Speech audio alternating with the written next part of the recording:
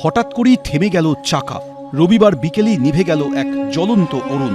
Shooting করতে গিয়ে তালসারির সমুদ্রে তলিয়ে গেলেন অভিনেতা ও লেখক রাহুল অরুণোদয় বন্দ্যোপাধ্যায়। টেকনিশিয়ানরা উদ্ধার করলেও হলো না শেষ রক্ষা। মাত্র ৪২ বছর বয়সে চির ঘুমে চলে গেলেন অভিনেতা রাহুল। বিনা মেঘে বজ্রপাতের মতো এই ঘটনায় টালিগঞ্জের স্টুডিও পাড়ায় নেমে এসেছে শোকের ছায়া। প্রথমত কেউ আমরা ভাবতে পারছি না, মেনে নিতে পারছি না যে রাহুল নেই। রাহুল খুবই ভালো একজন অভিনেতা এবং রাহুলের সঙ্গে আমার প্রথম কাজ সিনেমা চিরদিনই তুমি, যে আমার 2008 সালে, মানে আজ থেকে 18 বছর আগে। বাট অভিনেতা হিসেবে খুব ভালো ছিল।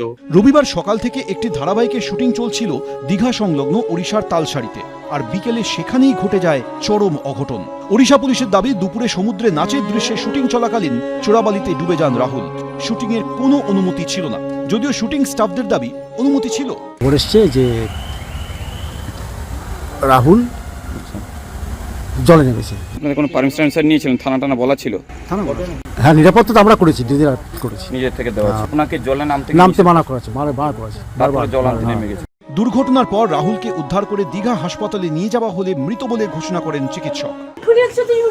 সমুদ্রে শুটিং করছিলাম আমরা, পড়ে গেল নাকি ও একা হঠাৎ করে? আমিও পড়েছি। রাহুল দাকে দেখো না, রাহুল ঠিক আছে তো? আমাকে যেতে দিচ্ছে না। কাল 28 তারিখ শুটিং হয়েছে, আজকে 29। আমাদের ব্যাকআপ কালকে ওদের একসঙ্গে সব ফেরার কথা। ওই ভোলে বাবা পার করেগা বলে একটা সিরিয়াল হয় স্টার জলসায়, সেইটারই আউটডোর ছিল। অভিনয় ছিল রাহুল অরুণোদয়ের ধ্যান জ্ঞান। বাবা ছিলেন নাট্য ব্যক্তিত্ব, তাঁর হাত ধরেই অভিনয় হাতেখড়ি হয় তার। 2000 সালে চাকা ছবিতে অভিনয় দিয়ে ক্যারিয়ার শুরু হয় রাহুল অরুণোদয় বন্দ্যোপাধ্যায়ের। 2004-এ অভিনয় করেন আবার আসবো ফিরে ছবিতে। 2008-এ চিরদিনই তুমি যে আমার ছবিতে অভিনয় করে দর্শকদের মনে পাকাপাকিভাবে জায়গা করে নেন রাহুল। আমি এটা বুঝতে পারছি না যে কি হয়েছে, মানে আমি এখনো ভাবছি যে এটা সত্যি না। আমার সত্যি কিছু বলার নেই, আমাকে জিজ্ঞেস করো না। I don't have any word. অভিনয়ের পাশাপাশি লেখালেখি করতেন রাহুল, বেশ কয়েকটি বইও লিখেছেন।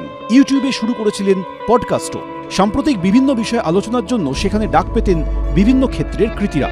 কিন্তু তার এই পরিণতিতে শুটিংয়ে নিরাপত্তা নিয়েও প্রশ্ন তুলেছেন অভিনেতা ও পরিচালকদের একাংশ। নিরাপত্তা ব্যবস্থা, আমি সত্যি কথা বলতে গিয়ে আমাদের বাংলা ছবির এই গল্প বাজেটে বড় নিরাপত্তা ব্যবস্থা থাকে না। এক্সপ্রেসিভ ফেস, তো সেই সব নিয়ে তো কাজ করেছিল অনেকদিন, কিন্তু এরকম একটা দুর্ঘটনা ভাবাই যায় না। এটা বুঝতে পারছি না যে বাড়িতে গিয়ে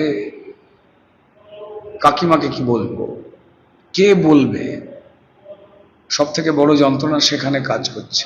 এই খবর একদমই কাঙ্ক্ষিত না, বিশ্বাসই হচ্ছে না যে বাবিন নেই। ঠিক কিভাবে ঘটল এই মর্মান্তিক ঘটনা খতিয়ে দেখছে ওড়িশা পুলিশ। কথা বলা হচ্ছে শুটিং ইউনিটের সদস্যদের সঙ্গে। ঋত্বিক প্রধান, পার্থপ্রতিম ঘোষ, এবিপি আনন্দ। এবিপি আনন্দ, এগিয়ে থাকে, এগিয়ে রাখে।